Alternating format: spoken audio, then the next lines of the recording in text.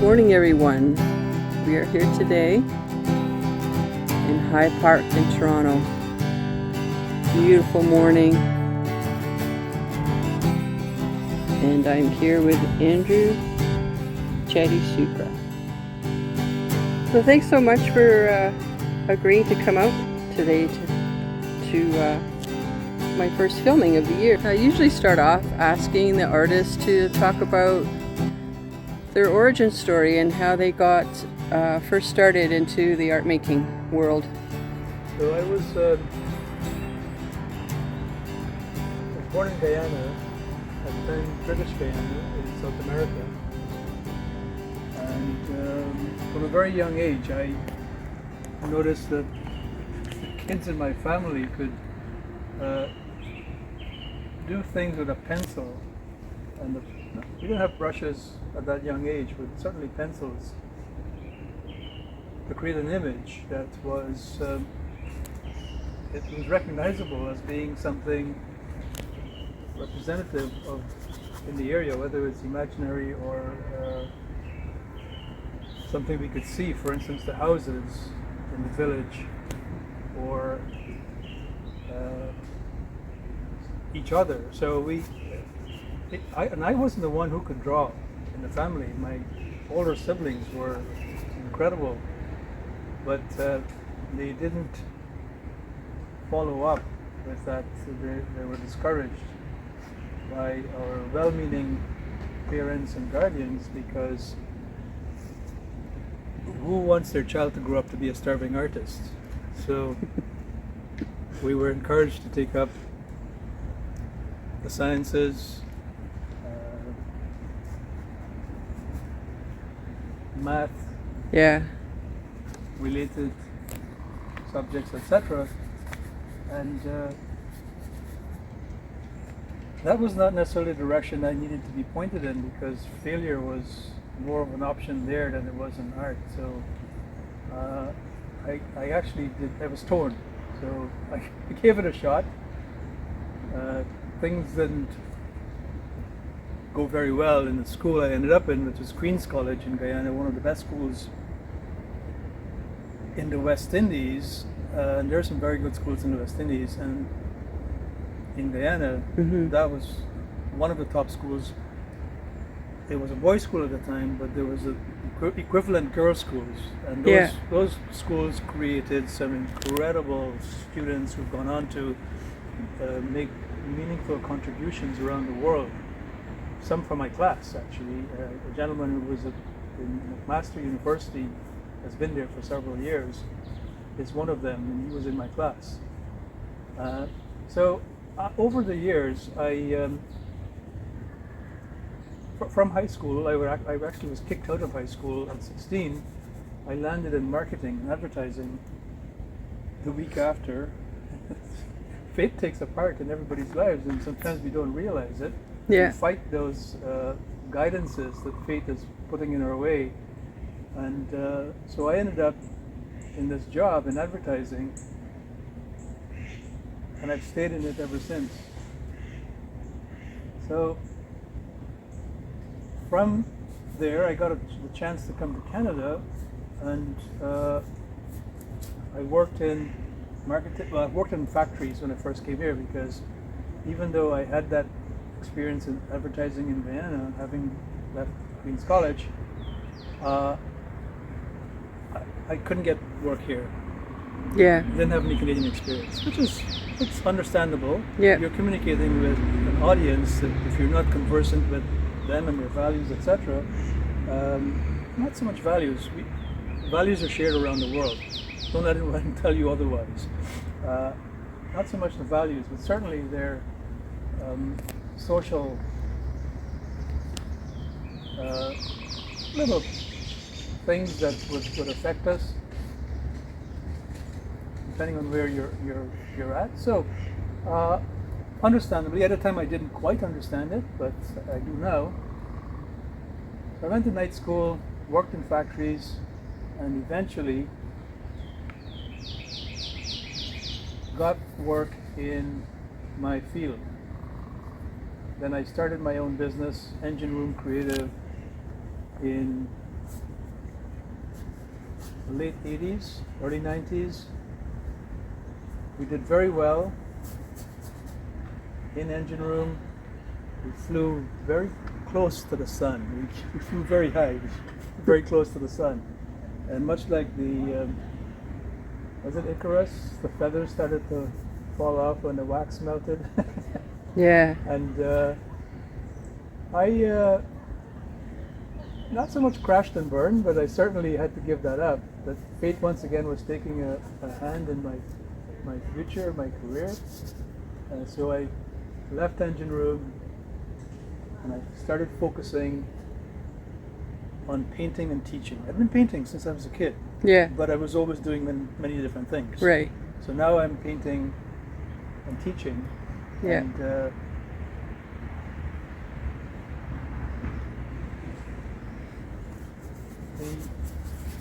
path that was chosen for me, that was one that revealed itself over time, and I fell into it. I had a grand old time. Wherever I landed, I just put my head down and I worked. And the results meant that I am now a professional artist. I've been on Landscape Painters of the Year competition, Canada. I was in the finals for that. I've painted in this area many times. I've lived in the area for 41 years, and I've painted here dozens of times in those 41 years. And the scene I'm doing today is one of this magnificent tree right here. I love trees. They have many stories to tell. And everywhere I go, I do travel quite a bit for my art. Everywhere I go, I pause by a tree and I said, "Thank you for letting me be here. You have stories to share with me, tell them." So Yeah. I am grateful for the opportunity to be here and to paint that tree and try and, if I still my mind, I'll be able to hear the stories that that tree is telling me. Much like I said earlier on, I travel quite a bit for my art. I've been to Eastern Canada, Western Canada, Northern Canada, and the very southernmost part of Canada. Things that you've experienced that you think would be valuable to emerging artists of all ages. It's not so much guidance, but an observation, and it's not just for artists. It doesn't matter what you do. I teach a lot, and I talk to my guys. Whatever it is you decide to do, foster a pig-headed determination to making it happen. Yeah. Not to the point of saying I will not be open to possibilities if something else came up. But if you start with that determination, you're going to make something happen. You've set it out to the universe. I want this to happen. The universe is going to work with you to make it happen. Along the way, it might present some options for you to consider. Keep that open mind, and before you know it, you would have paved that path for yourself, along with the help of the universe, to get to where you want to go. And it's an amazing thing when you see the results fall into place over time. One of the things I've been experiencing recently, reading posts online and watching people talk about art and their art practice, is this belief that we need to follow trends. Oh, did you want to get me started on that? Good Lord. Uh-oh, button. Rabbit hole. Okay, so you started it. Don't say I didn't warn you. No problem. Okay, I have been told by many people, look, if you go to my website, you'll see me paint figurative work, nudes, portraits. I'm not saying I'm doing well, but I'm not going to restrict myself to one narrow path, as I was told to do by a curator, a very well-meaning curator. These people have good intentions. Yeah. Stick to something, do one thing. And I have friends who've done that, and they're remarkably successful. But for me, that's not who I am. Yes. I am not going to be working to some curator's guidelines. I do my own thing. And if that thing is something that's going to pay me in good stead, with the results being fantastic work that is on different levels, lows here, highs there, in between, along the way, Yeah. whether it's a figurative piece, abstraction, realism, my own style, never somebody else's style. Of course, Yeah. we're all standing on the shoulders of those who've gone before us, but we bring our own art to that brushstroke at that moment in time. Yeah. So, well-meaning people, but thank you. I will do my own thing, and if that own thing means in the morning I wake up and I do an abstract piece, and then by lunchtime I would have created a landscape in my style, along with and these things are not half-assed. If you arrive at that conclusion from looking at my site, God bless you. I don't do half-assed. Yeah. Yeah, sometimes I do. I get lazy once in a while, but no. I think there are no rules that would apply across the board for all artists. Do your own thing, and if you choose to stick to one thing, God bless you, do it. That thing we talked about earlier on, that pig-headed determination to doing the best you can in the room that you're in. Yeah. If it's that one thing, go for it and do it. For me, it's doing many different things. It's painting a scene in Algonquin Park one week, coming back here, working on a scene from England, or doing a scene from Young and Bloor, where I worked for many years. I did a painting of a gentleman standing inside looking out onto Cumberland Avenue. Very different from the rocks, the water, the trees Yep. of Algonquin Park. So kind of segueing a little bit into the pandemic, I just want to touch briefly on how it's affected your practice over the last year and a half. When this happened, it actually had been happening for a while. I did not realize that when I did the artist project a year ago in February, the pandemic had already been active, it had already hit. But there we were, thousands of people going through the artist project, Yeah. face to face, no concept of social distancing, Yeah. hugs galore, handshakes, everything. But there we were, I think months into this pandemic. Yeah. 2 weeks after, things started to change, and I was teaching at Michael Gallery, and my contacts there, my boss and my contacts there said, we need to talk to you. And they said, you need to be online.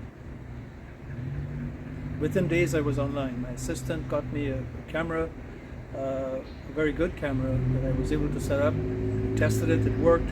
Yeah. I had never done an online class, but you have to adapt. So I was able to return that camera within a couple of weeks and get my own at the time when they were still available. They ran out very quickly, weeks Yeah. afterwards. Yeah. So I have a Logitech, I think it's a 930i, and it's done remarkably well since then. So, continuing to answer your question, we weren't going anywhere. I was online with the McMichael Gallery. I was teaching with them, and a few other arts groups canceled all of my in-person workshops. Actually, all of them were canceled last year, but some of them were transferred to an online experience. Towards the end of the year, we were back working in person, socially distanced. But then that whatever wave hit again. Yeah. However, being locked up inside is an opportunity to just focus on your canvas. I painted. Yeah. I did several dozen 16 by 20 paintings because that's what fit in my frame when I was teaching. Yeah. And I had extras, so I just kept putting paint onto canvas. I did a lot of work during that shutdown. I did travel to Buckhorn to paint with the group of artists that I hang out with. So some plein air work, but in studio or in my studio. I have two studios, one in the house at home and one on DuPont Street at Symington. So that helped me because I was locked in. Yeah. I had little choice in what to do. So that's how it's affected me. I am very fortunate. I don't go around saying, yeah, I'm better than you or whatever. I feel for those who couldn't go to work. Yeah. I was able to continue. I don't feel guilty about it, but I do understand that there are others who couldn't, they didn't have those options. Yeah. So we all support each other. So if there's an opportunity to support some of those people who couldn't go to work, then we do it. As a community, we look after each other. Yeah. What would you say has been your proudest moment or achievement so far? That's a good question. I never really think about things like that. Well, I can't take credit for what my students do, but I am proud of the successes that I see them realize. There's a young kid who started working with me about 3 or 4 years ago. His parents brought his aunt saw me online and approached me to work with him. He was showing some talent, and we started from the very basics, and now this kid is in the stratosphere all by himself doing things. There have been other students in the Richmond Hill Art School who are the same way. They've gone on to OCAD. I find those things be something I look back on and I say, I was part of the team that helped those guys find their footing, and maybe my contribution was as much, but whatever they're doing now, they're building on that support that we as a group of teachers, the foundation, we're able to provide for them. Right. So those are little instances of things that I would say are extremely gratifying, and very proud to have been a part of it. So there's a question I ask every artist, and it's that 10-year thing. Where do you see yourself in 10 years? Looking back where I was 10 years ago. So I don't mean to be flippant. I tend not to make plans, which I should do. I've been told that I should. So to not be flippant, so I would say hanging in a gallery and putting it out to the universe. There are several galleries I would love to be a part of. I have a vision of some of my work hanging in the AGO, the National Gallery. Is that going to happen in 10 years? I doubt it. But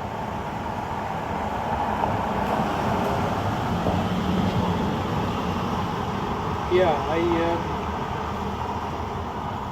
personally, I would have evolved as a human being, as an artist. My work is hanging in an important gallery somewhere. Hopefully along the way I would have taken the steps needed in order to realize that vision, a 10-year vision. Still creating work, still doing my own thing, better at it. We're always on a path of continuous improvement, or we should always be on a path of continuous improvement. Yeah. Do you have any final ideas for emerging artists, people that are just sort of discovering their art and wanting to take that into a professional venue? The key word there is professional. Sometimes we forget there are little things as artists that we need to do that are professional and present. Everything that we do is part of our brand, and that's what I would tell every artist. Whatever it is that you do, the brushstroke on a canvas, the words you speak, the way you approach a gallery, that's part of your brand. If a gallery has to choose between somebody who's doing great work, it's a no-brainer. Great work, it'll sell, or an artist that is emerging and is showing promise, but they have an attitude that is, okay, I look at me, I'm the greatest, unwilling to work in a dedicated way. The gallery is going to take a second look at somebody else who is showing promise, but they're dedicated, they're professional, they have an approach that is one that is easy to work with, etc. So make your brand one that is appealing to somebody that you're reaching out to. It's not just about what's on the canvas. Your brand is part of that canvas, but it's also all the things that you do, Yeah. all the work, the words you speak, your actions. Yeah. That's all part of your brand. So be mindful of it.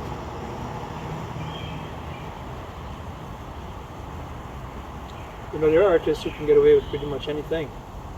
If you're one of those, as I say, God bless you, good for you.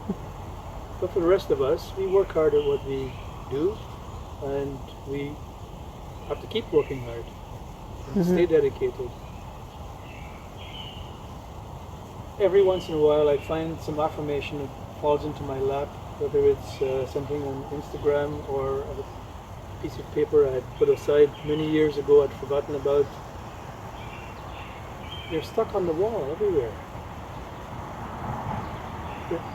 They're little guideposts along the way for us. Yeah. So pay attention to them. So I'd like to take this time just to say thank you so much, Andrew, for joining me this morning here in Toronto. Beautiful day. Charlene, thank you so much for asking me to be a part of your journey, and the way you support artists, it's quite inspiring, and we appreciate it. We're the beneficiaries of your dedication to the craft and the community, and I thank you. Thanks so much. Thank you.